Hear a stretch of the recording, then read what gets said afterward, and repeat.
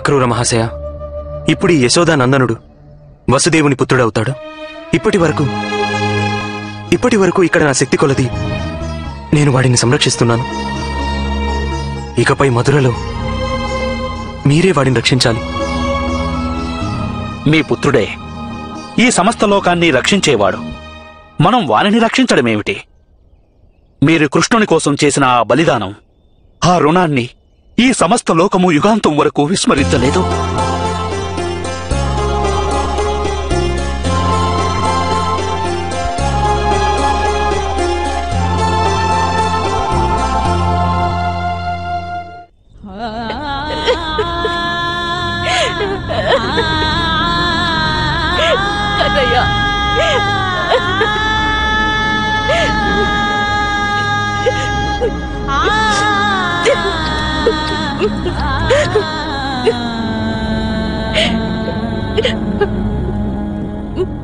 పుత్ర, నీవు నీ మాతని ఇలా విడిచి ఏ విధంగా ఇక్కడి నుంచి వెళ్ళగలవు? ఈ బృందావనం నీవు లేకపోతే దుఃఖ సముద్రం అవుతుంది.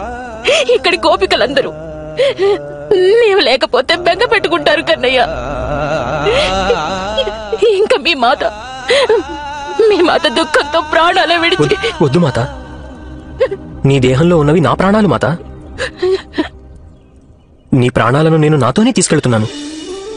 ఒకవేళ నీ శరీరం ప్రాణాలు విడిస్తే నాకు మృత్యు వస్తుంది మాత. మరెందుకు పుత్ర, నీవెందుకు ఇలా నన్ను విడిచి వెళ్ళాలి?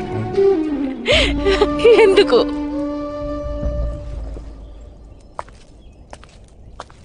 ఈ చరాచర సృష్టి రక్షణ గురించి ఆలోచించడమే నా జీవన ధర్మం మాత. నా మేనమామ కంసుడు వారు కేవలం ఆరంభమే. దీనికి అంతం అనేది బహు దూరంలో ఉంది మాత. ఎన్నో సంవత్సరాల పాటు నేను నిరంతరం పర్యటిస్తూనే ఉండాలి. ఆ పర్యటనకు ఆరంభం ఈ రోజు జరుగుతోంది మాత. పుత్ర, అయితే నీవు ఎప్పటికీ నా చెంతకు తిరిగి రావా?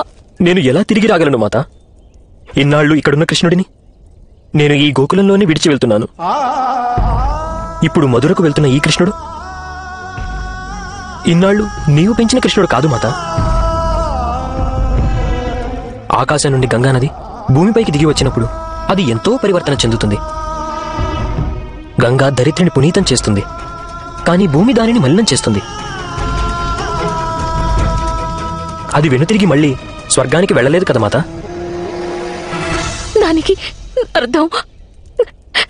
దాని అర్థం నీవు నా పుత్రునిగానే ఉండలేవనా? ఇకపై నీవు దేవకీ నందనునిగానే ఉంటావా?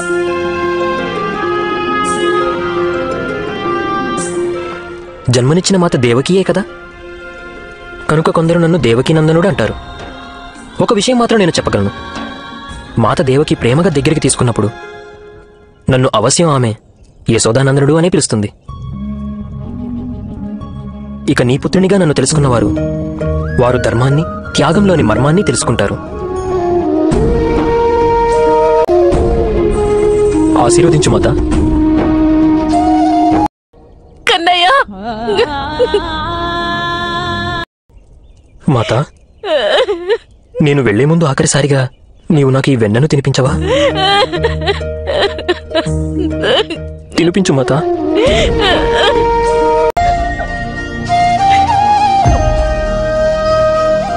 రాధా, మురళీ మోహన, మీ మాత యశోదతో చెప్పింది నిజమేనా? మళ్ళీ ఈ బృందావనానికి నీవు తిరిగి రావా? రాధా, నేను బృందావనం జ్ఞాపకాలన్నింటినీ నా వెంట తీసుకువెళ్తున్నాను. కానీ వనమాలి, మధురలో నీవు రాసలీలలు ఎవరితో చేస్తావు?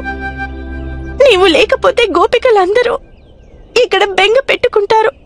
నేనిక్కడ నా జీవితంలోని ఒక అంశను విడిచి వెళ్తున్నాను రాధా. నా జీవితంలో ఇక ఎప్పుడూ రాసలీలలు ఆడలేను. ఇక ఈ గోకులంలో రాసలీలలు ఎప్పటికీ ముగిసిపోవు. రాధ ఎక్కడుంటే అక్కడ రాసలీలలుంటాయి.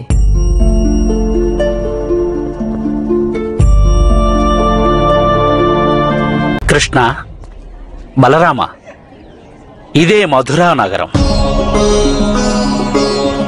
మీ వంశానికి శాపం. ఇది మీ మాతాపితలకు కారాగారం.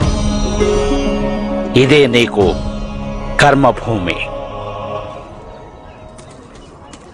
రండి.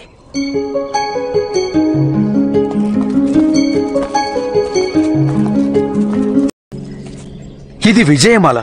మీకు విజయం చేకూరాలని ఈ మాలలో మా కన్నీటి గాథలున్నాయి. మా అందరి తరఫున ఈ హారాన్ని మీరు స్వీకరించండి.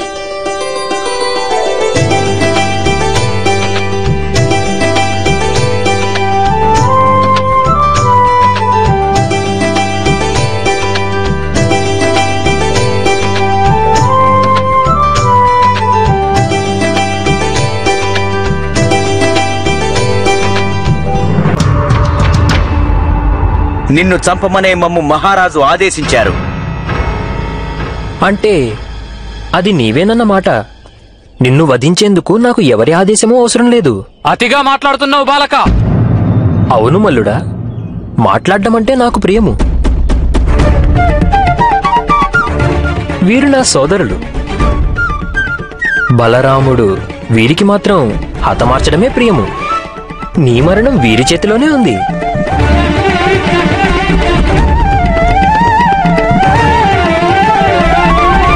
మాతో ద్వంద్వ యుద్ధం చేసే ముందు నిజంగా నీకు శక్తి ఉంటే ఆ ధనుస్సును పైకెత్తి చూపించు. ఆ ధనుస్సును పైకెత్తడం నలుగురు మల్లవీరులు కలిసిన సాధ్యం కాదు.